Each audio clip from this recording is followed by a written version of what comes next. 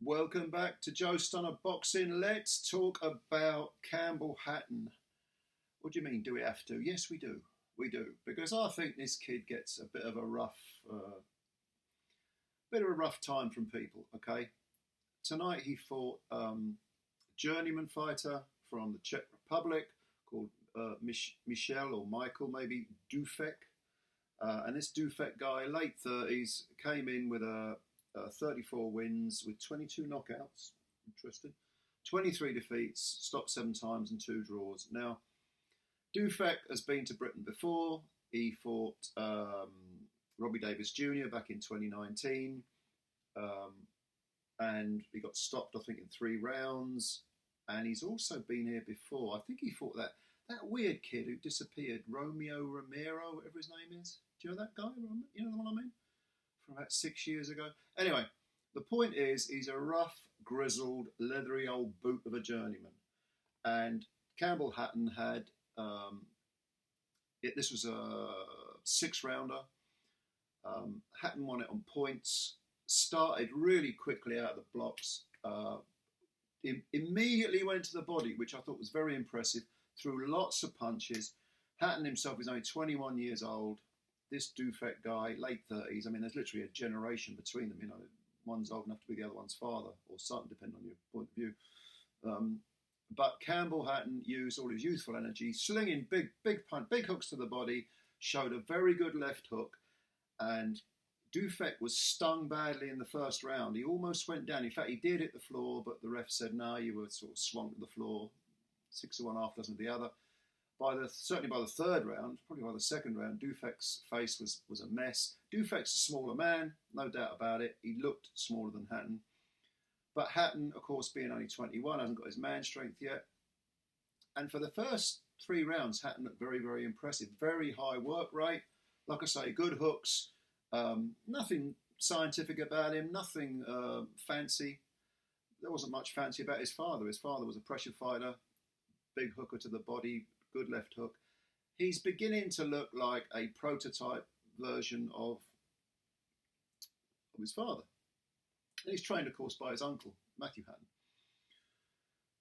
So this was a good little 6 rounds. Dufek did come back into it a little bit. In the 4th round, he started to land a few punches. He started to get busier. It's almost like Hatton was hitting him so much he got numb to the punches and started to throw his own back and was having not really success. There was one punch that landed kind of flush that I thought was a real warning sign, but he basically dragged Hatton into a fight, and Hatton seemed to be quite happy to have the tit-for-tat phone booth warfare style going on there. And Dufek, I don't think I gave him a round. I wasn't scoring it round for round, but the impression I got was that he lost all 6 rounds. But a couple of them from, say, the 4th, 5th and 6th, yeah, they were much, much closer than the first 3. Now, Hatton is a work in progress, obviously, all right? No one's going to call him a world beater yet. No one's going to say he's British title level yet, not if you know anything about boxing. But look at it this way. I mean, I saw some good work from Hatton today. For a novice, for a young 21-year-old fighter. Let's say you've never heard of Campbell Hatton. Let's say you never heard of Ricky Hatton. Let's say that you just walked, you went to one of the small hall shows, and there was this 21-year-old kid on, and he gave that performance against the 38, 39, whatever the guy was, year-old journeyman veteran. You wouldn't say, oh, he's bloody awful, he's rubbish. You wouldn't say that. You'd say, well, all right, he's a young man.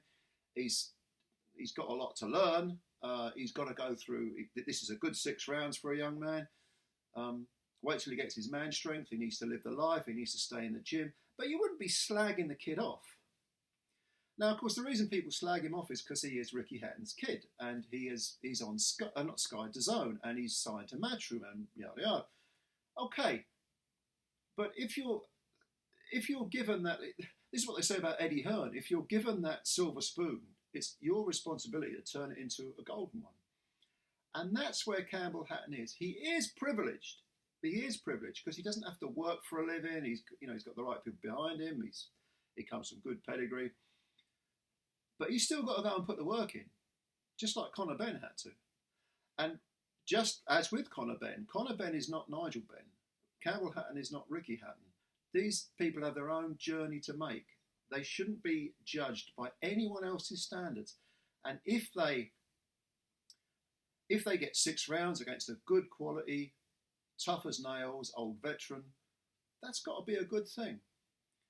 So I thought Campbell Hatton did okay today. I think he did well. I saw some improvements in him.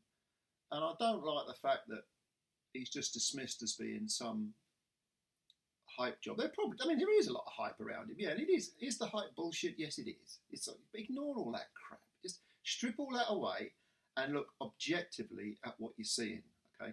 And for a 21-year-old kid to give that sort of performance, it's only his 8th pro fight. I think he's got 8 wins now, 2 defeats. He did okay. Well, he didn't tear up any trees, but he did okay. It's a learning fight. So I wish him well. I wish the kid well. And I think he needs many more of this type of fight. Maybe move him up to 8 rounds against another tough, grizzled old vet who's going to take him those rounds. Will he get any power once he gets his man strength? Quite possibly. He'll move up. Don't forget, you can be wrong about people early on in their career. I've certainly been wrong. Tyson Fury, I remember him very early on in his career, especially when he lost. Well, he didn't lose technically, but he did lose to John McDermott the first time. He clearly lost that fight. And he looked out of shape, didn't look like he was living the life. He looked a bit chinny. This bloke's going nowhere. The rest is history. You can be wrong, or put it this way, you can be right about people at a certain point in their career. But if they work hard and they live the life, they can prove you wrong later down the line because they can suddenly turn it around. And don't be too surprised if Campbell Hatton, he may not get up to world level, but he might get to, good European level. Maybe like his uncle. His uncle Matthew Hatton was a decent fighter. I think he was European champ. So give the kid a chance. I thought it was a decent enough performance. What do you think? Leave your comments below. And got more boxing tonight, of course. We got Dalton Smith and Sam Amazing. They're fighting for the what is it now? The British super lightweight title, isn't it? So yeah, good night's boxing. Let me know what you think. If you're new to the channel, subscribe. Hit the subscribe button. Always appreciated.